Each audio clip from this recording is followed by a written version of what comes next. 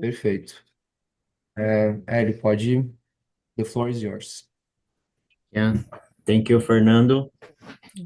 Today gonna be in English, as Fernando said in the beginning, but we are here to support you who needs any kind of support. Please put in the chat, even in Portuguese, that we gonna help you if necessary. It's a great pleasure to have you here today. It's our second day of our bootcamp week from our Technology Innovation Committee. I'm also here with my co-coordinator, Marcelo Noronha, who gonna speak a bit more during this meeting. It's a great pleasure to have you here. This initiative is from CCBC, guided by our Tech Commission. For those who are not members from CCBC, we invite you to join and to see our work in the Commission, and also the other initiatives and events of CCBC. They have a lot of them the entire year. So it would be a pleasure to have you with us. We're gonna have this bootcamp during all this week. Today, as I mentioned, second day. You're gonna have until Friday. So please stay with us in the other days as well.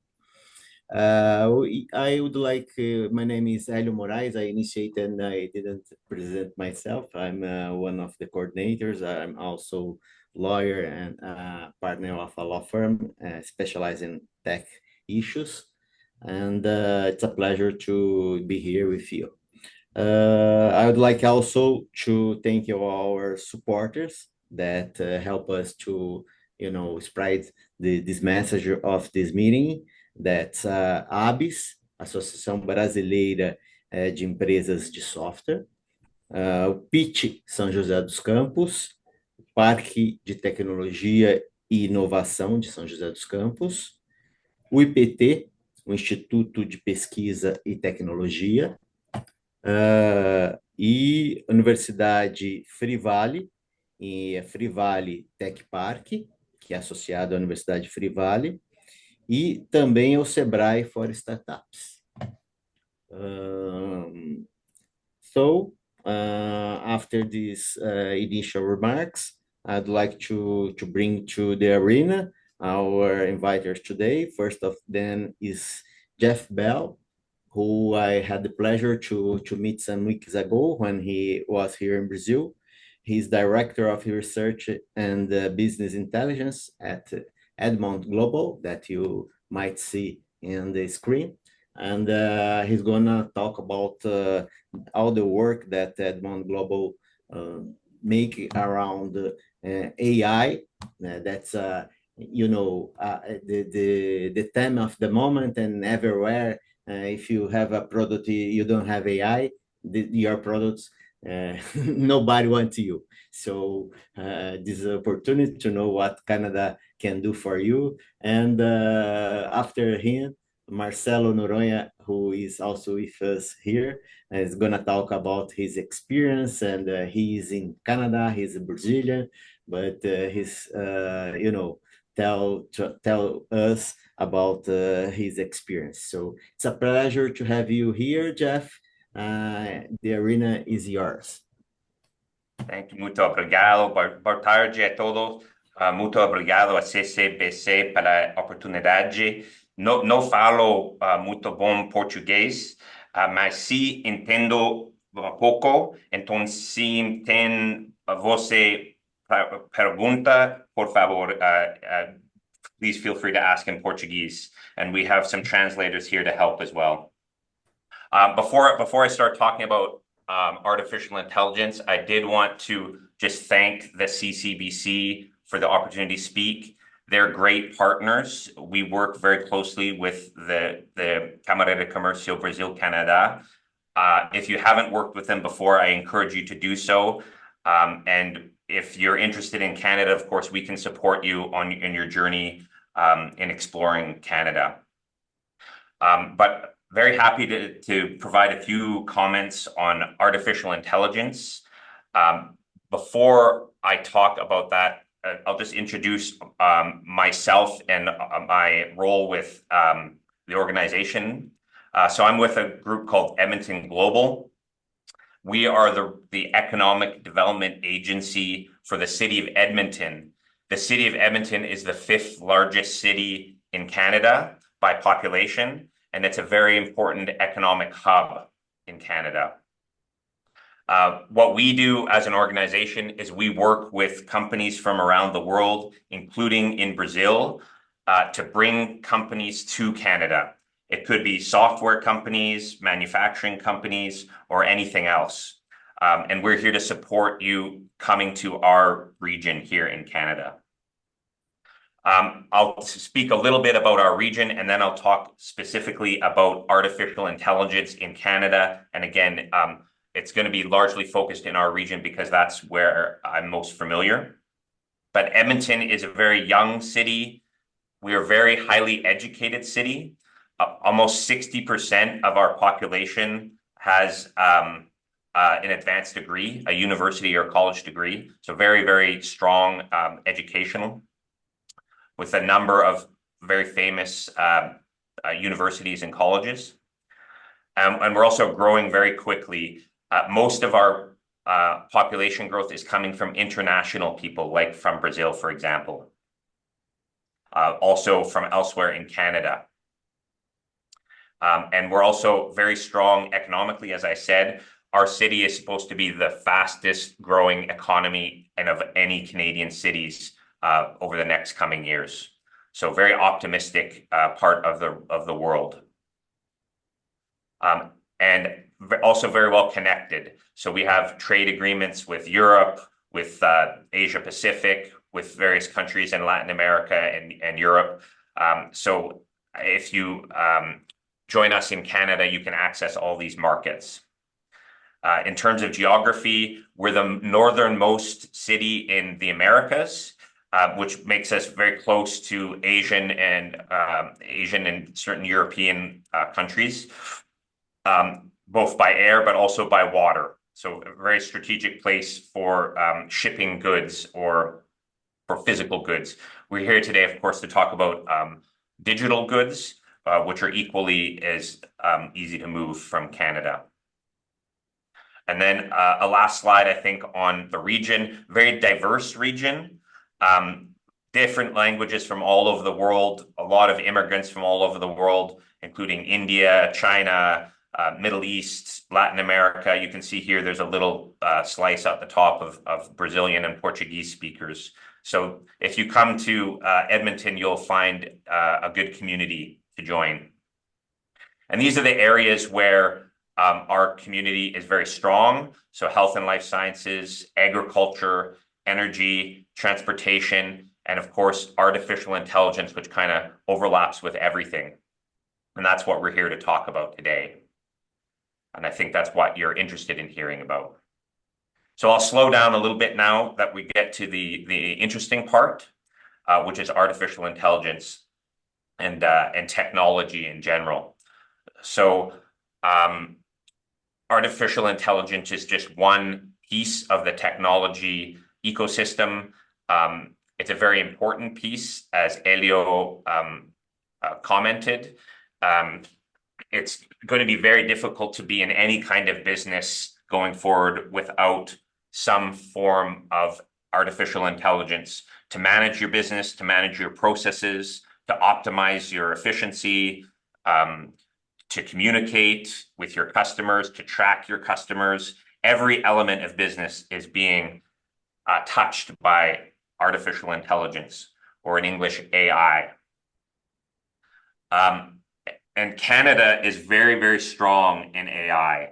We were one of the first countries to start researching it seriously. And we've been researching it for more than 40 years, which is much longer than it was a common term in popular culture. We have some of the very important pioneers and well-known researchers. 3 of the top researchers in the world are here in Canada. Richard Sutton here in Edmonton, Jeffrey Hinton in Toronto, and Yoshua Bengio in Montreal. We're very strong, that the government has been very strong in supporting artificial intelligence. We were the first country in the world to have an artificial intelligence strategy, and that was also accompanied by very large investments in artificial intelligence, including 125 million a few years ago. And since then, there's been more significant investments as well. And then very strong in the research side. As I said, those are the top 3 universities in Canada for artificial intelligence research. And then, of course, talent. Because of all this excellent research that goes on, we have a very deep well of talent when it comes to artificial intelligence, neural networks, reinforcement learning, deep learning, all the different flavors of AI. And Canada is a very popular destination for immigrants. People are coming from all over the world to study AI, which of course continues to build our hub in AI. We get people from China, from India, from Brazil, from Europe, from Middle East, from the United States, and they all want to come to Canada. This is an interesting one, I thought, around venture capital related to technology. So you can see yourselves here with Sao Paulo. The dark blue is per capita, and the light blue is absolute. So in absolute terms, Sao Paulo is raising almost $2 billion last year in venture capital related to technology. Edmonton raised a much smaller amount, but considering we're about a 20th the size of Sao Paulo, I think it's pretty respectable. So this is just to kind of show a little bit about where Edmonton fits relative to some Latin American cities. But in terms of innovation, we're very, very strong there. Now, this is looking at different provinces, may be difficult to read, but the letters stand for the different provinces or states of Canada. So Alberta is our province or state, and we have 100 patents per million people, which makes us the leader in Canada for patents. This is all patents, not only artificial intelligence patents, but it's an indicator of why we're strong in innovation. And it's the same thing with scientific articles, very strong in terms of scientific articles here in the province of Alberta. The University of Alberta, which is our major, our flagship, our most important university, is a global leader in artificial intelligence research. So the red dots indicate the position in Canada. So we're number 1 in Canada. We're actually this should say number 8 now in the world for artificial intelligence research. We're number 3 in North America after MIT and Carnegie Mellon, and the other ones are in China. So China is coming very, very quickly in the competitiveness of artificial intelligence. This is measured by a not-for-profit in the United States called CS Ranking, which stands for Computer Science Ranking. And they look at all the universities in the world and count the number of publications from those universities in peer-reviewed journals. And the University of Alberta is number 8 in the world in terms of number of publications. So very, very strong foundation in artificial intelligence research. It's also the oldest computer science university in Canada. So we established our computer science faculty before any other university in Canada. So very long history in computer science in general and artificial intelligence in specifically. Here's a timeline, a bit of a timeline about AI research at the University of Alberta. So most of the early research was in gaming, and that still continues today. So, for example, in chess, in checkers, and in later in cards, poker, and in Go, which is an Oriental game, kind of like chess. And in each case, the pioneering work came out of the University of Alberta. So the very first computer programs to solve these games came from here. And now, since 2017, we've broadened out into things like medicine and industrial automation. A big one for video games as well, very strong in video games. So that theme of gaming research does still continue here in Edmonton. But a lot of the early learnings and how to develop algorithms were developed in gaming because it's more controlled system with less variables. And then once those lessons were learned and the algorithms were developed, then they started applying them to more complex problems like measuring X-rays in medicine or optimizing industrial machines in factories. But that foundation comes from gaming. As I already mentioned, this gentleman once, his name is Dr. Richard Sutton. He just won the foremost prize for for computer science in the world, which is called the Turing Prize. And he did this for his pioneering research in reinforcement learning, which is a subset of artificial intelligence. So he literally wrote the textbook for reinforcement learning, which is used globally all over the world. So very, very smart person. And of course, around him, there's dozens and dozens, hundreds of other smart people doing similarly interesting research. We also have something called the Alberta Machine Intelligence Institute, which is a nonprofit organization whose goal it is to bridge university research and commercial applications of artificial intelligence, and they build the bridge between the two. So on the one hand, you have the leading academic research, kind of developing algorithms, very difficult math. And then on the other hand, you have the use of artificial intelligence for practical purposes by companies like banks or oil and gas companies, transportation companies, agriculture, etc. And this organization is designed to try to bridge the gap between the leading research and the industry. It's one of three in Canada.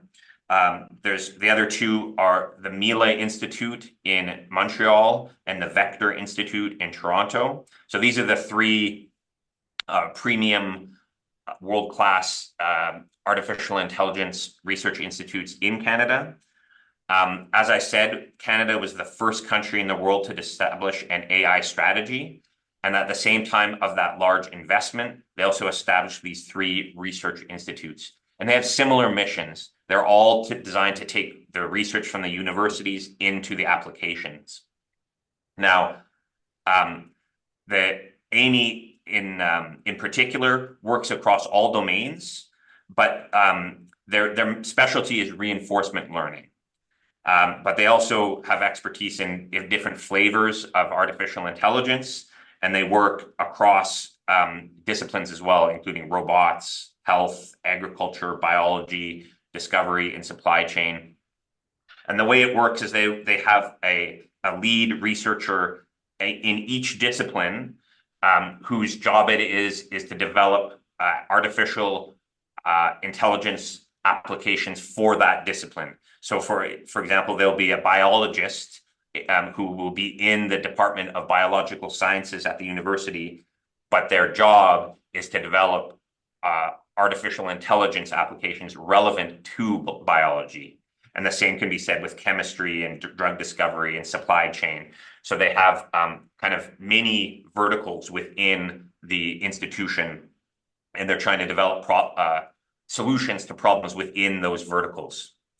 A couple examples. Here is the Autonomous Drinking Water Project. So this is a spin-off company from the university where they've developed algorithms to optimize the treatment of municipal water for drinking. So instead of having a team of engineers optimize the pumps and the treatment plans and schedules, they have an algorithm who makes recommendations to the engineering team, who then implement the recommendations. That's one example that's been very successful, and they're trying to replicate it now in other cities and jurisdictions around the world, starting here in Canada. The other example is a 3D warehouse. So this is kind of like an Amazon warehouse where they're optimizing the movement of packages within the warehouse in not only an area, but in a three-dimensional space. So the packages are being stored and optimized in three-dimensional space, so up, down, and side to side. And so this is only possible with very complex algorithms and robots, which they call ants. So this is something that's already being used commercially here in Alberta, this technology, and it was developed partially at the Alberta Machine Intelligence Institute. So just two practical examples of what kind of projects this group works on. Now, the important thing is that this organization does work with industry partners, including international partners such as Brazilian companies. So if you're interested in working with AMI, Alberta Machine Intelligence Institute, there are a number of ways you can do so. The first is with training. So as a company, you can partner with AMI and they will help you train.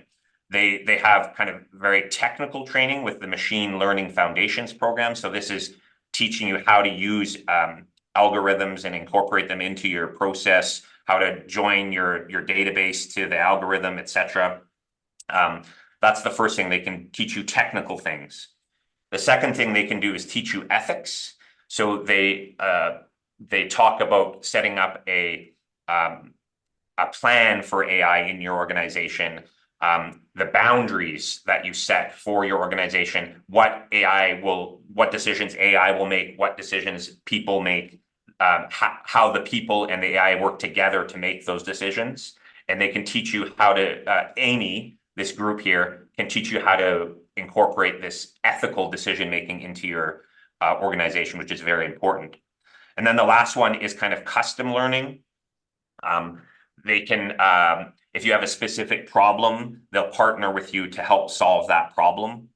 Another one they do is executive training. So kind of leadership and strategy around artificial intelligence. This is the next one here. So they can help you with your executives, your CEO, your CFO, your CTO, or you can get them all together as a group and sit down with AMI, and AMI will build a program for you to teach you about artificial intelligence. They can help you build teams.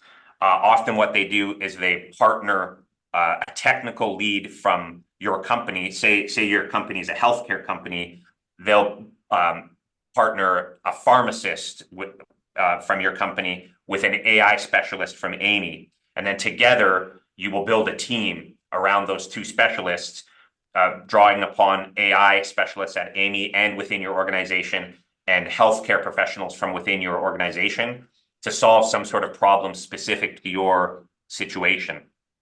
So that's where AMI will help you with strategy as well and team building. And then the last thing they do in terms of strategy is help you validate your projects. So if you have if you're trying to apply an algorithm or an AI solution to a specific problem, but you're running into challenges, you can draw upon AMI to help you. And as I said, they work with local companies here in Canada, but they also work with international companies. This is all a fee for service. So you pay for these services from this organization. And then the last thing that they can do is help you with your talent. So they can help you with residencies. So basically they'll take a professional AI person from AMI and embed them in your company. And help that person will help train your people on AI.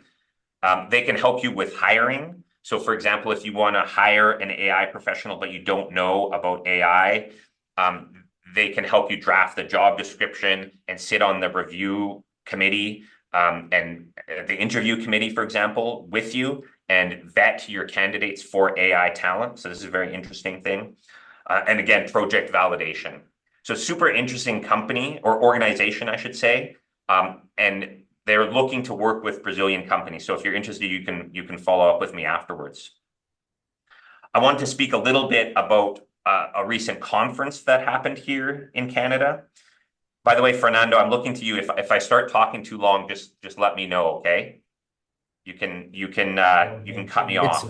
It's fine. Thanks, Jeff. But yeah, I think you're fine by time. Okay. Thank you. So Upper Bound was a conference we had last month here in Canada, in Edmonton, Canada. It's now in its fourth year, or it just completed its fourth year. Every year it's growing. This year it had 6,000 attendees, and it was completely sold out.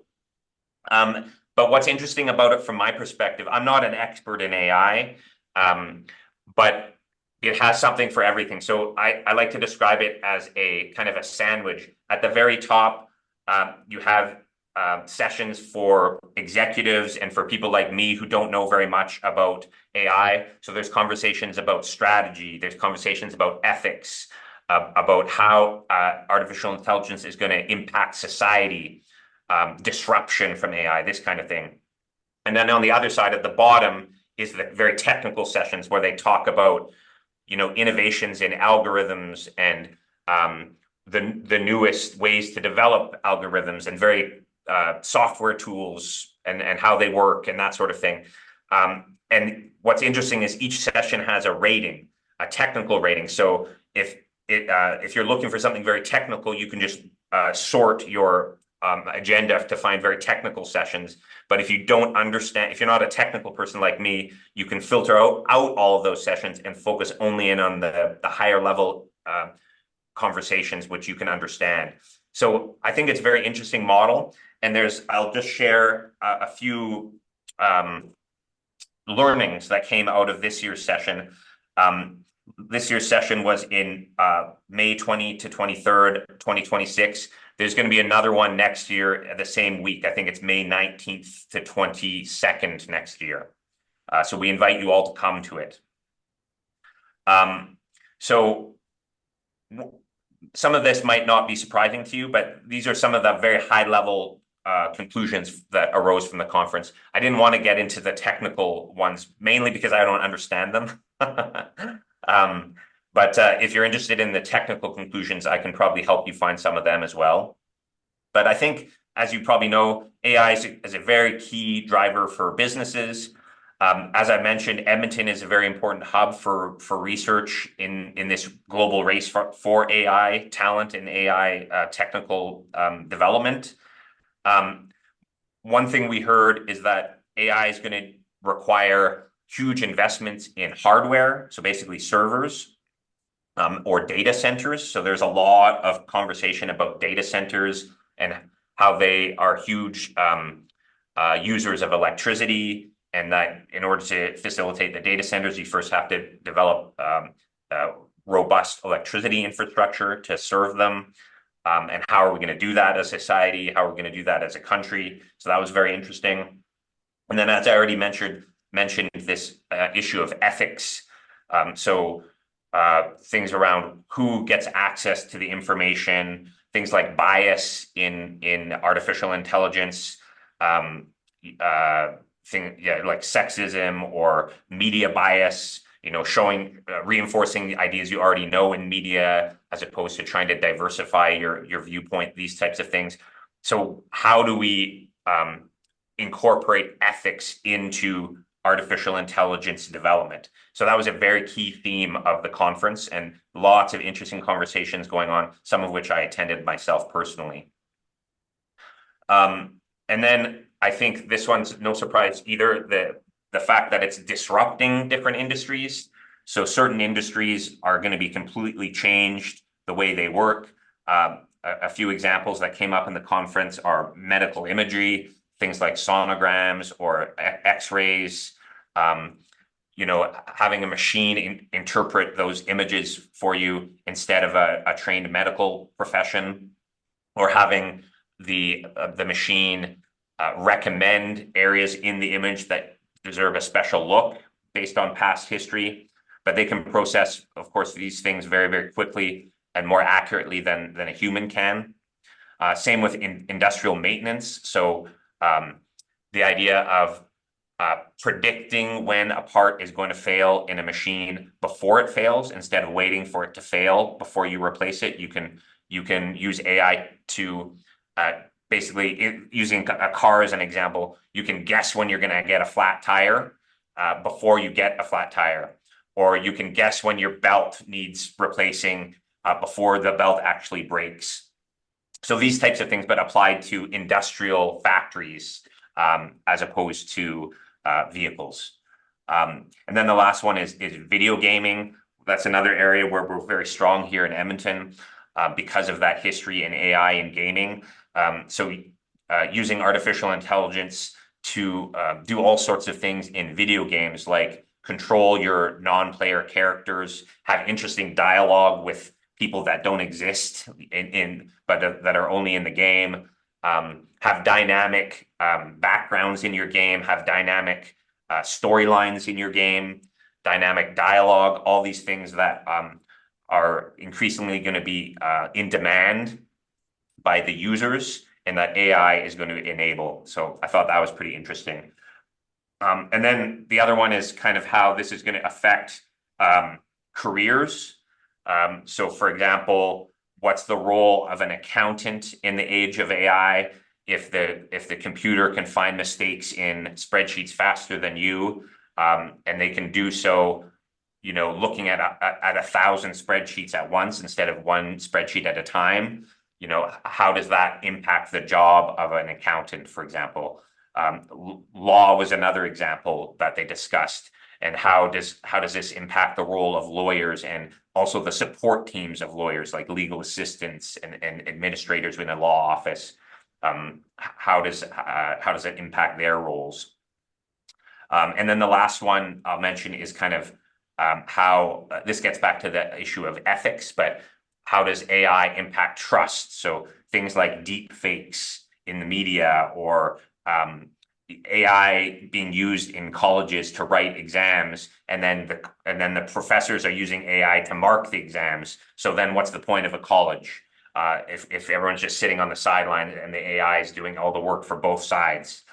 So some interesting conversations there, and how we can reimagine some of these institutions like media or educational systems as AI disrupts them. So super interesting conference. I think that's the last slide on that. But as I said, I encourage you all to come back to Edmonton next year, and we'll be doing it again. I think this is where I will end. So this is just one of the research chairs at the university, and he's optimistic specifically about AI and the role of Edmonton. I do have some more slides if we want to talk about more about the city and why it's beneficial. But I think for now, maybe I'll pause and we can have some conversation, or we can turn it over to Marcelo and hear his thoughts. Thank you very much, Jeff. It was a very helpful presentation. I was here think about upper bound, and I was very, next year maybe I'm gonna go there, because it's really interesting. In the a lot of people talk about several issues regarding ethics and AI, and also regarding employment, and as you mentioned, you do have sections, technical sections, and also sections for discussion regarding society and business and so on. So very interesting. And we're gonna move to Marcelo. Marcelo is gonna talk about his experience on this moving from Brazil to Canada, and also his company as well, and all this AI ecosystem.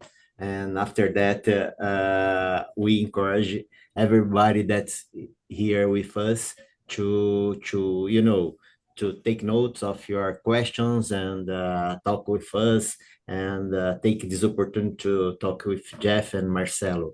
So now, Marcelo, please talk a little bit with our audience. Yeah, sure. Thank you, Jeff, for your presentation. And it's not the first time that I saw, but all the time that I see the presentation, I see the numbers grow inside in Canada in Alberta. So it's a pleasure see that the country that I choose to call home is growing like I think, you know, when I choose to come here. So thanks a lot for all the information. So from my side, I can say, like I said yesterday, you know, because we have a session yesterday with Christina, and I said, uh, before you came, you need a strategy. You know, you need to analyze all the benefits and the countries that can offer the benefits for you. Then you can choose the best one for you go and enjoy these benefits. So because Mr. Turing is a AI company, for us the best choice is Canada. Yeah, and probably I will be repetitive because you bring so many information, but I can say the first one, AI ecosystem, like you said. Canada, especially in cities like Toronto, Montreal, Edmonton, is a global hub for AI research and development. This is, you can see everywhere the numbers, you know, the research, the name of the really important guys and research from AI. So this means you can have access to a community with your talent, renowned universities, and the environment that can conductive the collaboration and innovation. So for us, from the guys from Mr. Turing, my guys always have access from people from university to talk about some new models, new technology, or something that is good for us. So I can say AI ecosystem is vibrant. You know, is something that is amazing. I can say that. The other thing that you already say as well is the government support. I think the Canadian government has demonstrated exceptional commitment to the growth of the technology in all AI sectors. You bring the numbers, so it's 125 million last some years, and Canada will put more money in this sector. So for us and companies that think to come in Canada, this is another point that you have to consider. And the tax benefits, incentives, subsidy, and funding programs, it's available for a startup. I think is crucial for you driving development and expansion, not just in Canada, but for around the world. And the third part that I can say here is about the investment. Like Christina said yesterday, you can show your startup by Zoom, by Google Meet, virtual meeting. But for investors, it's better if you are here, if your company is already incorporated here in Canada. And you know that a lot of investment is being doing here in Canada. So if you think in investment, here is a place for that because the venture capital landscape in Canada is on the rise right now. So you can see the numbers that Jeff showed to us, and you can Google and you find more numbers if you want. And one thing that before I think about my business for sure, I think about my family. So quality of life in Canada, it's amazing. You know, I can say that everything for sure. Every country have their problems, but the thing that we choose here, like education, the health, you know, the education for our kids, I think Canada it's amazing. And when you think about life quality here in Canada, the talent attraction, because here we have a lot of incentive. People, young people, smart people want to come here. So it will be easy for you have access to this kind of people here. So this is another point. And I think for the last one, and it's really important when you talk about AI, it's the transparent about how can I say the rules about the AI, you know, the ethics and other things that you said in your presentation, the business environment with clear, transparent regulations Here is easy for you understand. I still have my Brazilian company side in Brazil, so it's so difficult, for you have IP, for you have a lot of information that you want to do in Brazil. So here is more transparent, the regulations that are provided to us, startups, is easy for you understand and apply for IP or something. And we have incentive to do that. So I think this is my point of view. And I think one important thing that, because I'm the tech commission with Helio nowadays, when I came here in 2019, I didn't know about these institutions, so I did all the job by myself and some friends that is in that time is already here in Canada. But now, because we have this kind of institutions here, like CCBC and another ones, it's easily you you get in, you have a commitment with this institution and find out information that can help you to find not just information, but the best way for you arrive here with all the incentive and thing that Canada can offer for your startup and for your business. So I think that it is. And if someone wanna talk about something, I'm here to answer some questions. Thank you, Marcelo. And we already have one question here. That's from Anderson Clayton. And he's asking about opportunities of AI on tokenization and blockchain technologies. See if, because I know that Canada have a lot of discussion about tokenization and blockchain and also cryptocurrencies. Now it's not in the hype, this kind of thing, but he want to know if you have this connection between AI and tokenization and blockchain technology for applications such that. And just to complement everyone, the message that Anderson sent us through the chat, I'm just gonna read it in English, okay? So everyone can understand um his contribution. So I worked for 8 years here in Brazil with Canadian technology from the early 2000s until 2010. And I still have friends in Calgary today. So for now, I don't have a way to take my startup there, but I know that will happen soon.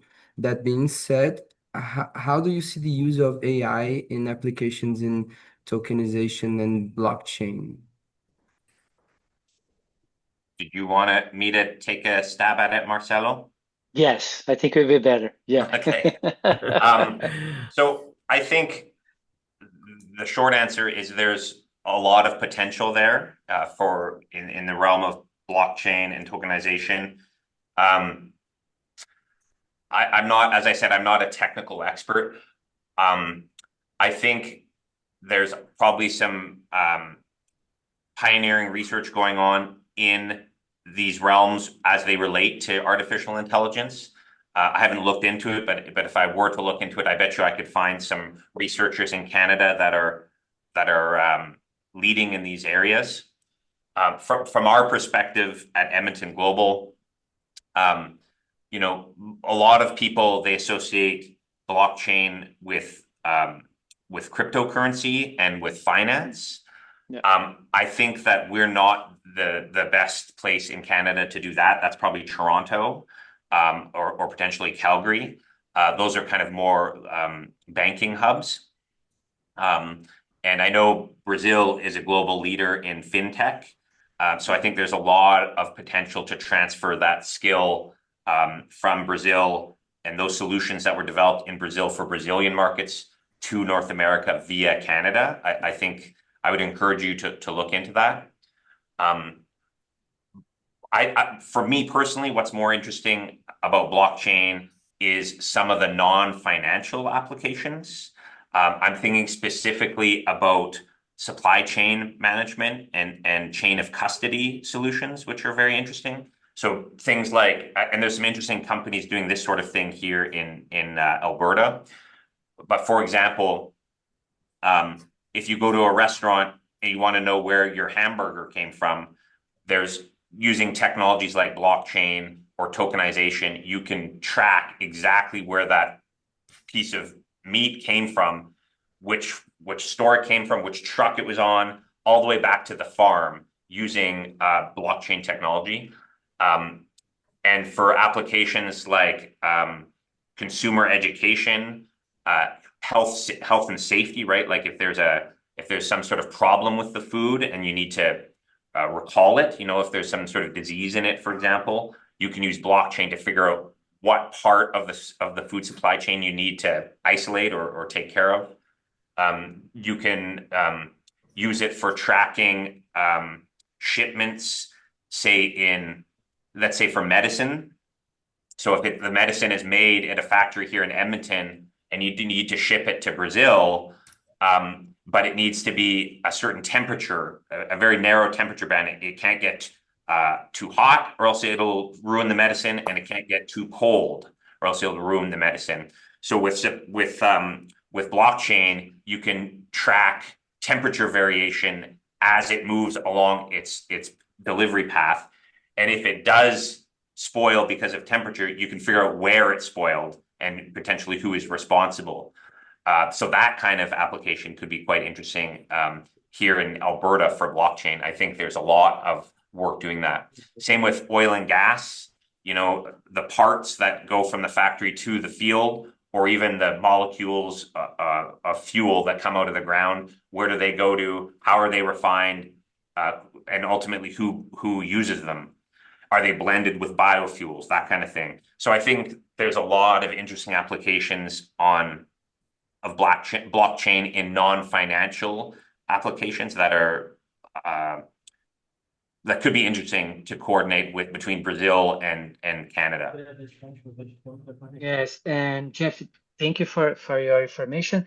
I sent a message to Anderson because I know has a very huge project in track the coffee from Brazil here in Canada, and I think I have this contact. So I already sent a message to Anderson.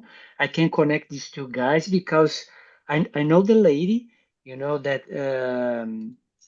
is in this project, and I know all the hard job that she did before, so I can pass the contact to Anderson, and maybe they can change some information. Great. And while people are, bringing another questions, I would like just to ask, it's possible to share your presentation with us to distribute for our audience, Jeff? Yeah, of course, no problem. Oh, great, because there are a lot of useful information there, so they would be important. Now, I'd like to ask you about Edmond Global. How Edmond Global might, support a Brazilian startup that, because as Anderson said, he think, oh no, it's very difficult in this moment to go to Canada. But I think we might talk a little bit about how government and the Edmond Global might support a startup, a Brazilian startup, and what the phase that the startup is, the maturity of the startup to try to do that. If you might talk about what stage of startup and how Edmond support and now in the government to receive a company in Canada. Yeah. As I said, Edmonton Global is a not-for-profit.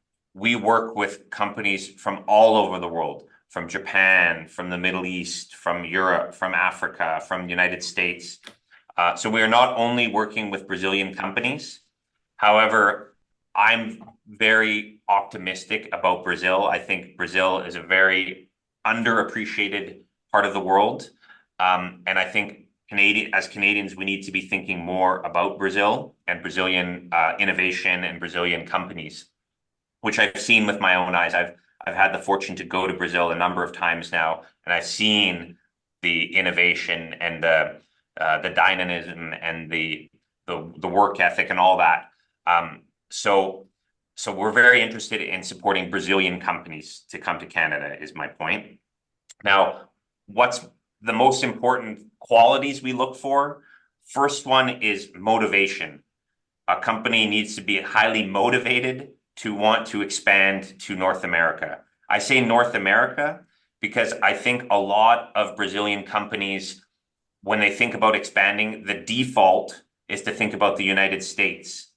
And those are the companies we want to be talking to, are the ones who are thinking about the United States, because we think that if we can talk to them, we can convince them to come to Canada instead, because there's a lot of reasons why Canada is better, in our opinion. The currency conversion, the taxes, some of the social infrastructure that Marcelo mentioned, the healthcare, the education, the talent. We're friendly. We love people from around the world, right? So that's the first thing, is a company needs to be highly motivated to come to North America. And then we'll help share some information about why Canada. The second thing we're looking for is resources. So a company needs to have some sort of resources, preferably some financial resources, some money that they can use for that expansion, because the expansion, as Marcelo will probably tell you, is not necessarily easy thing to do. So it helps to have some financial resources.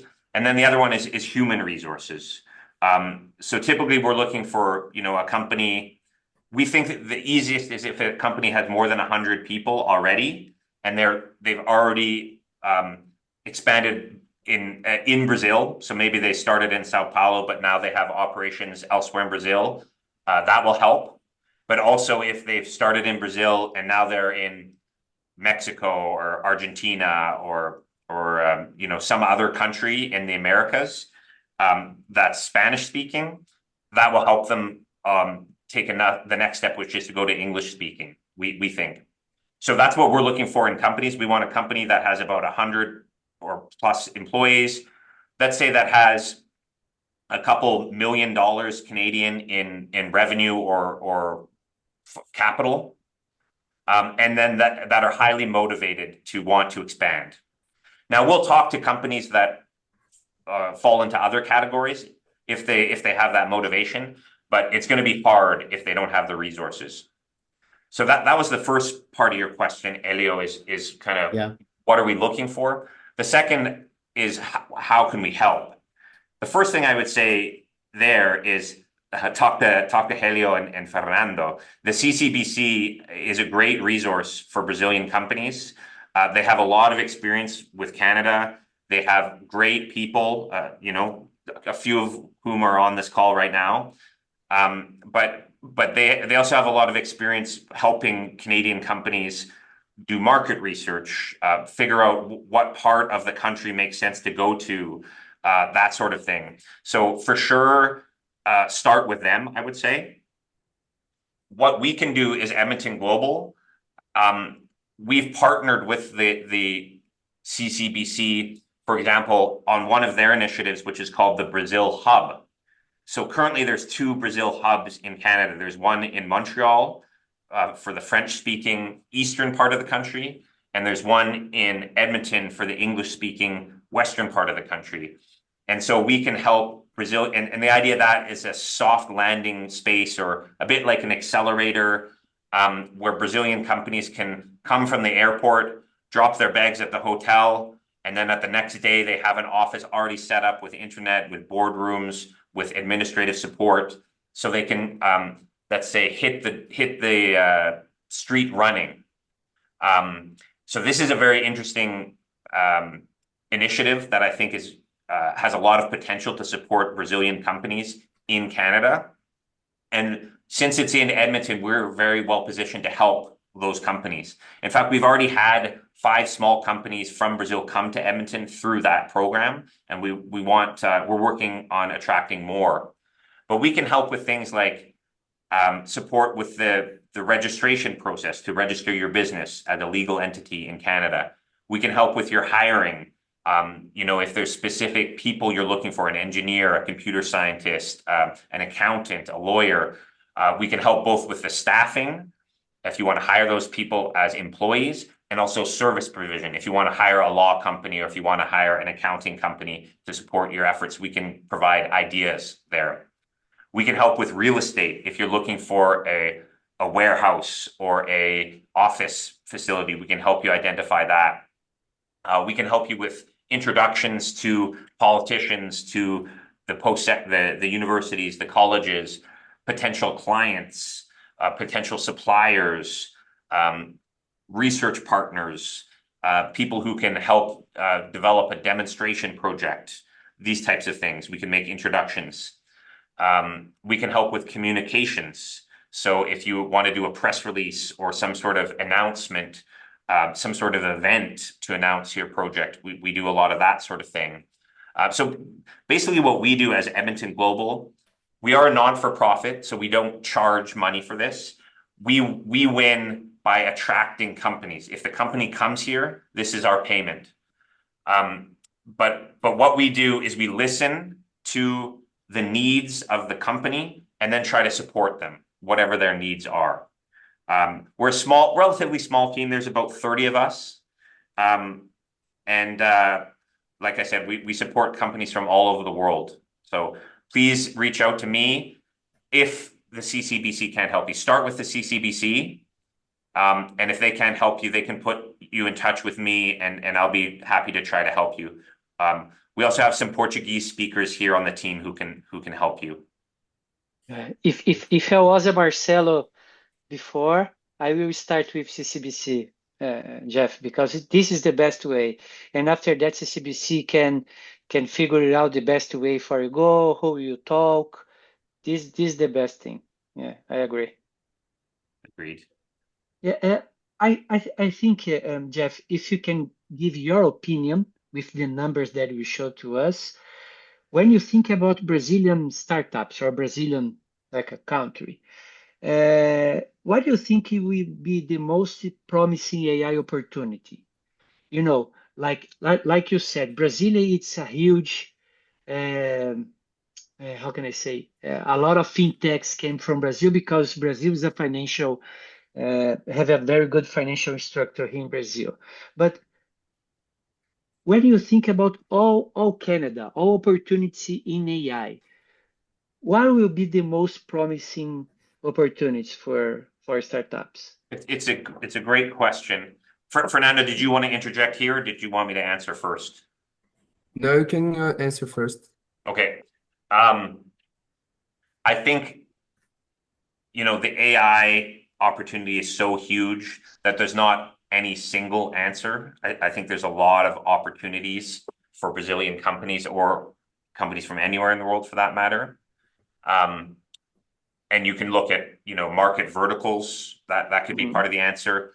I would take a different approach, at least to start. And I think for Brazilian companies, there's 2 potentially interesting things.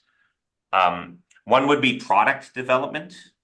So I know there's a lot of very smart people doing AI in Brazil, and they tend to be cheaper for companies because the cost of living is lower, so the salaries are lower in Brazil. So it's going to be difficult to build an AI team here to compete with an AI team in Brazil. I think that's true.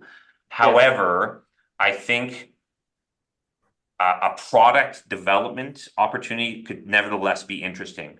And what I mean by that is, I think, say you have 100 people in Brazil between sales and tech, technical sales, technical development, product development. What I think could be interesting for a Brazilian company would be to build a smaller team in Canada, say 5 or 10 people that are very focused on the technical elements. and tapping into the as I said, world-leading research happening at the university, tapping into a group like Amy or Mila or Vector, and building a very high-level technical team, which would be more expensive than doing so in Brazil. But I think there's some advantages in doing it here in Canada, and that is you tap into different talent, global talent, and also you can work with your Brazil team and do that. So I think that's the first opportunity would be to build a small product or technical team to complement and support your Brazil team. Maybe it's headquartered in Brazil. So that's the first thing where I think there's some promising opportunity in Canada. The second thing, and that's related, would be using Canada as a jumping off point to access other markets, especially Canadian market, but also US market.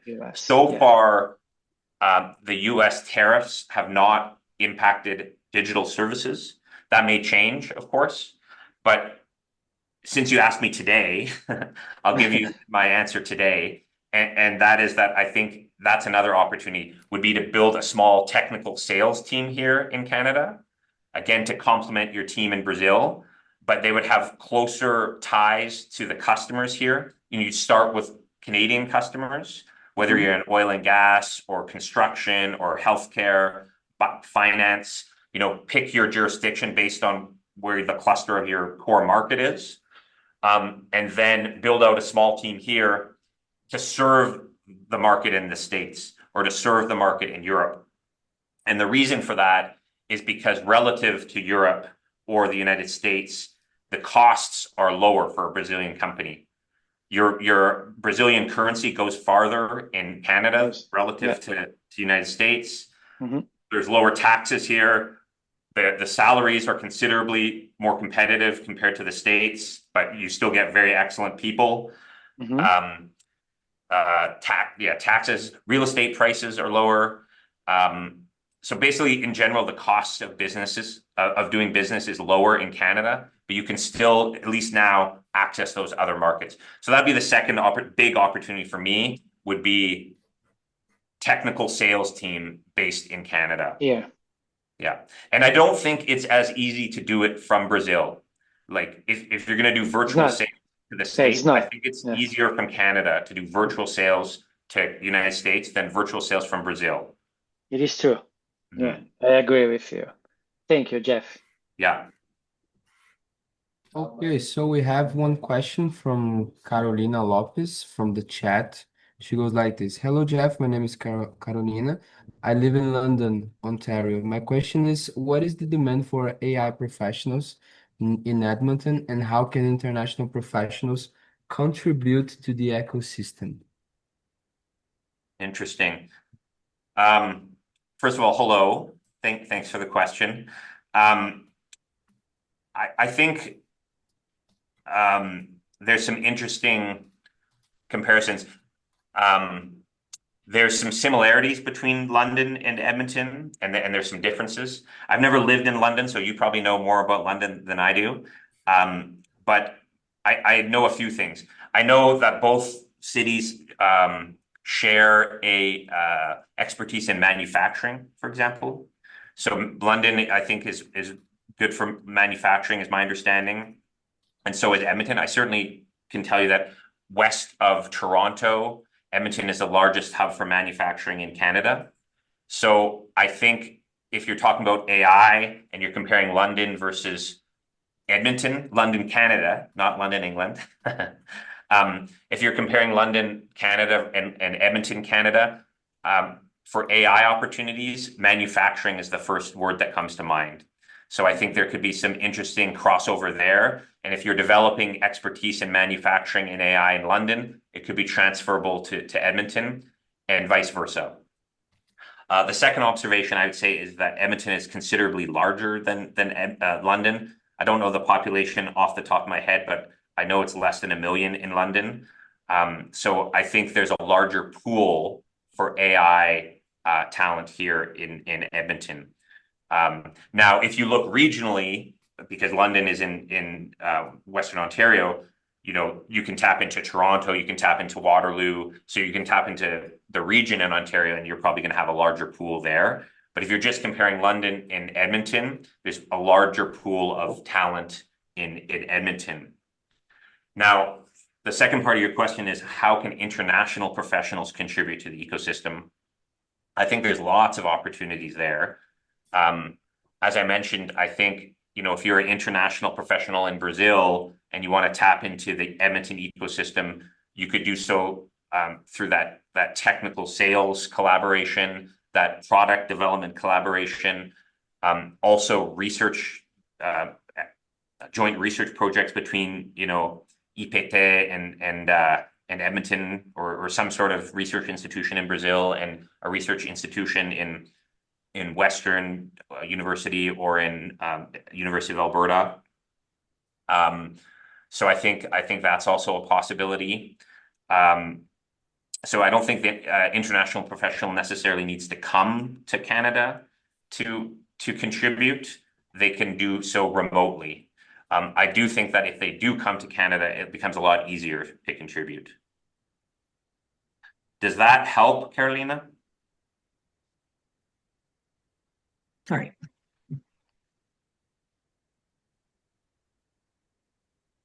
Yes, that helps. Let's see if she says something. Yes. Yes, She thank said you. yes. I think I was mute. Thank you, Jeff. It was wonderful to know.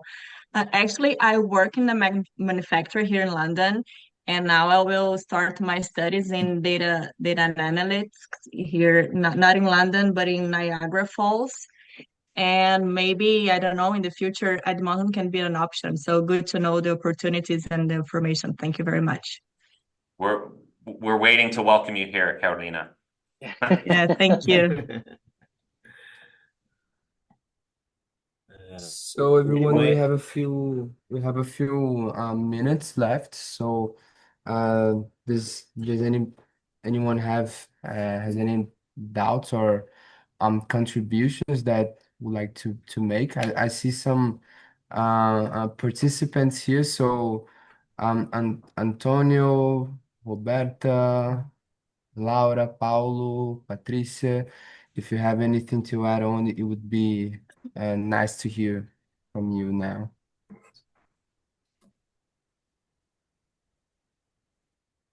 This is the opportunity. Come on. While we wait for some questions, I have two issues that I would like to hear from Jeffy, and also from Marcelo, if he has any kind of experience. One of them, I'm sure he has. And first of all is regarding the temperature. So how, Ooh. yeah, because we saw in this picture, beautiful city. So how Brazilian to adapt it, because for us it's quite difficult, I think. But as far as I knew about that, there are a lot of infrastructure so to support you, and if you might talk about the preparation that you have there. And the second issue that I'd like to hear from you regarding this whole of bridge that you mentioned about EMI, for example, that between the academy and the corporations, because here in Brazil it's not easy, this talking between academy and corporations. And as far as I understood, EMI, for example, make this kind of connection. So if you might explain a little bit more about this ecosystem. Perfect. Jeff, if it's possible, I want to jump about the temperature, okay? Yeah, so, well, for me, it's not difficult because I don't like climbing with really hot. So for me, it's okay. But for my wife, the first year, the first winter was terrible because you don't know the best boot, the best jacket, the best everything that you have to use to temperature like -17, -20 sometimes. But after you learn how to put your clothes, everything's really fine because everything here you have air conditioner. So you go in the mall, you go in the bus, you go in the train, inside your car, inside your house, everything's prepared for the winter. It's totally different in Brazil. When it's winter, you are cold inside and outside your house. Here is different. So you have everything prepared for the winter. The only inconvenience that I can say, and when you have a storm. So when we have a storm, you need to stay at home, because some streets or some places is not cleaning by the trucks and everything. So you have to wait sometimes, and school is sometimes is closed. So you have to figure it out when the storm is coming. But beside that, is normal. For me, is better than you can control your temperature in winter than in the summer, because when you go outside in the summer, you cannot do anything about the temperature. You cannot take, yeah, you can take off your clothes, but it will be still hot. you know. But when it's winter here, you can go outside with a very good clothes, and everything's fine. And all the places here, like in Toronto, because I live really really close to Toronto, everything you can go in the path. Is one floor uh, above now is one level above. Yeah, Underground, yeah, underground. underground. Thank you, Carolina. Is underground, so you can do everything. You came from GO train, and then you go underground. You can reach our build in underground. So everything's okay.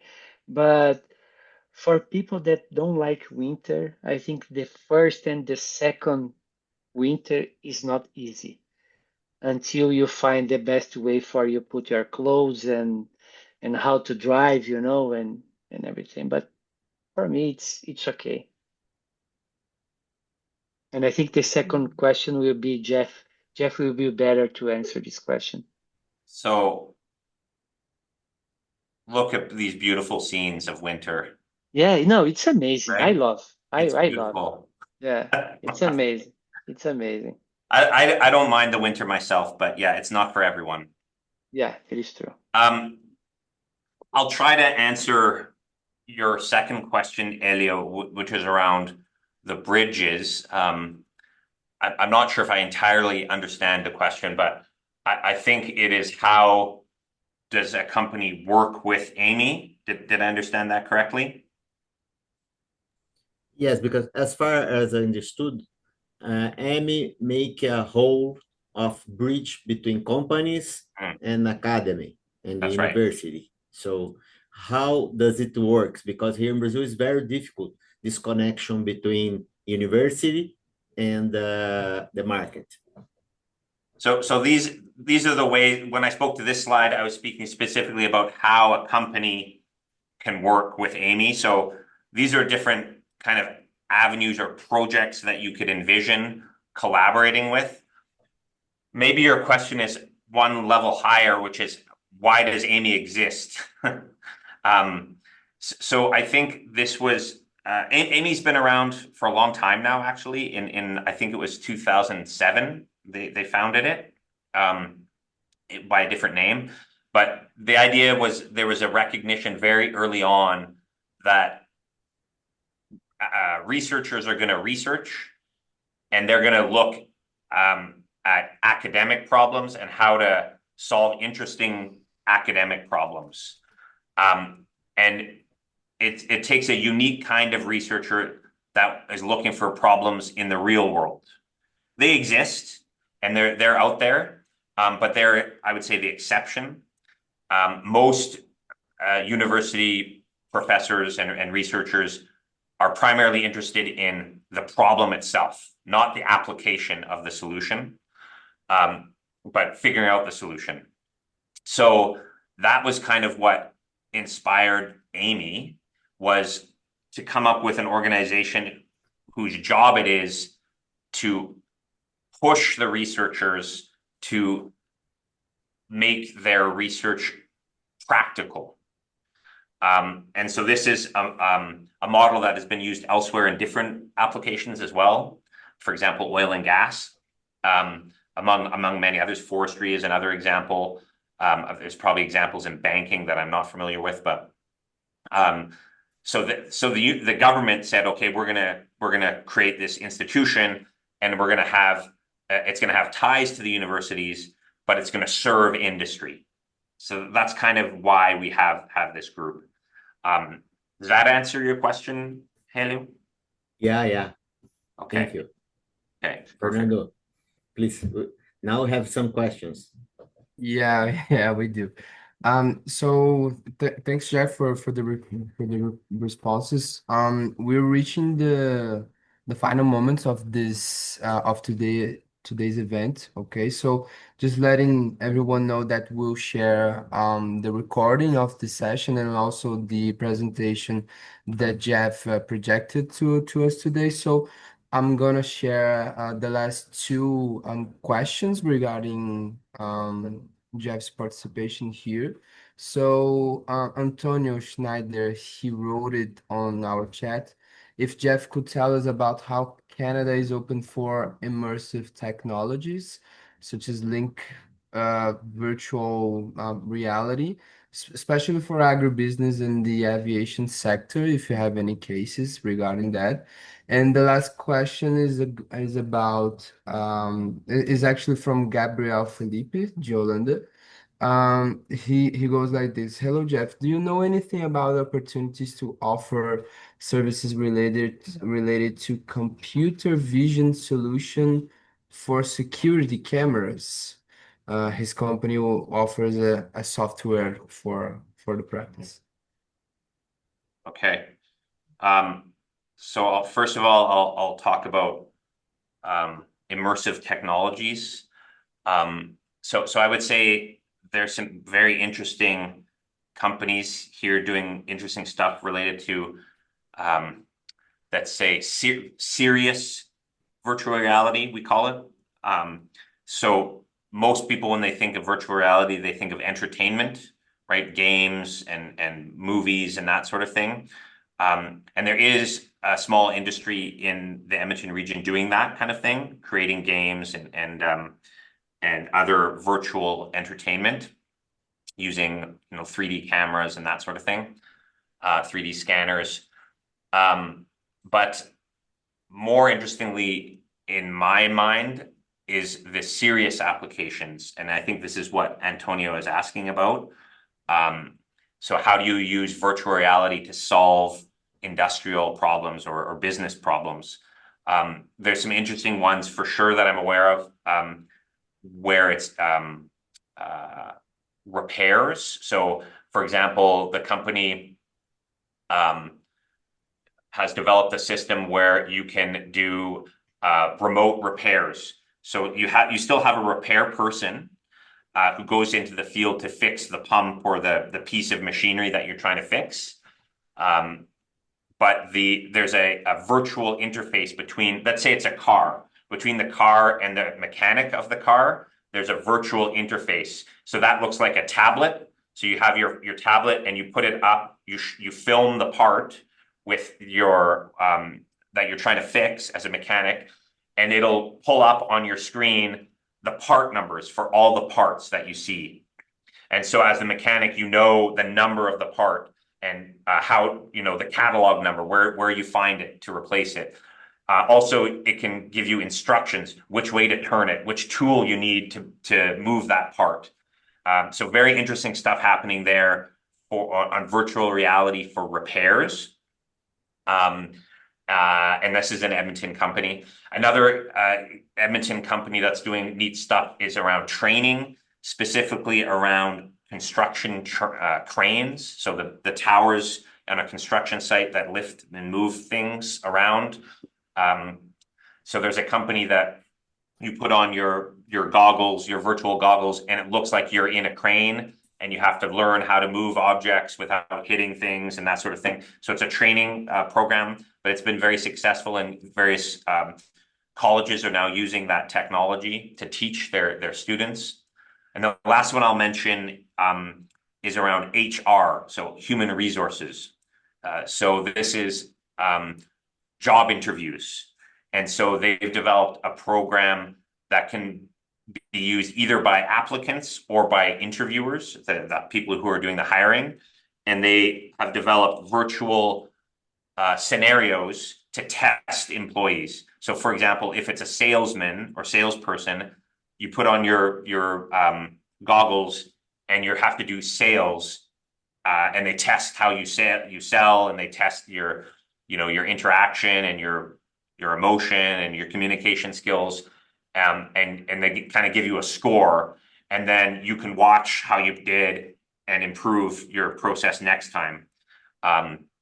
Similarly, for job interviews, that you can test as a job applicant, you can do a fake job interview in a certain sector and test your ability in a virtual environment, and then practice doing job interviews. So I think, to answer your question, Antonio, there's a lot of interesting stuff happening in the immersive space here in Edmonton, and a lot of it is kind of adjacent to AI, I would say, but not necessarily strict AI companies. Oh, Go ahead. I think we don't have more questions, Fernando. Yeah, it is true or not? Okay, so Jeff, Yeah. thank you for your answer. And I see that Antonio said, "Oh, this is amazing to know all the information that you pass here." So thanks a lot, because we reach our time in the presentation. So I would like to say thank you for everyone that is here, and for sure say a big thank you for Jeff to explain everything about Edmonton Global and a lot of information from Canada. And this immersion journey, the Brazilian startup in Canada, just began yesterday. So don't forget that we will be here all this week, share a lot of information from startup here in Brazil to go to Canada. And we would like to say thank you for all your sponsors and supporters, that is Associação Brasileira das Empresas de Software ABS, Parque de Inovação e Tecnologia de São José dos Campos, o PIT, o IPT, que é o Instituto de Pesquisa Tecnológica, a Universidade Fevale, a Fevale Tech Park, e o Startup for Sebrae. So this is happening, and this initiative just happening because this is sponsored and because of CCBC. So I'm here with my partner, Elio. We are in the Tech Commission. If you have some doubt and everything, you can reach us in our email, in your LinkedIn. Which one, if you want to just reach us, that we can answer all your questions and give you support for your doubts. Okay, so I think that's it. Again, thank you, Jeff. Thank you for all the participants here. Fernando, you can say the last words, please. No, I think you said it already. So thanks again, everyone. We still have 3 days left for this immersive virtual experience. So thanks again for everyone for attending. And Jeff, as always, it's such a pleasure. It's such an honor to have you with us. Thank you so much. Muito obrigado a todos. Muito bem. Now, Jeff, you speak Portuguese better than my kids right now. Because they forget everything, you know. It is true, it is true. But Daniel forget all the Portuguese. Okay. It's okay. Thanks again, guys. Bye. Bye, everyone. See you tomorrow. Bye. See you tomorrow. Bye.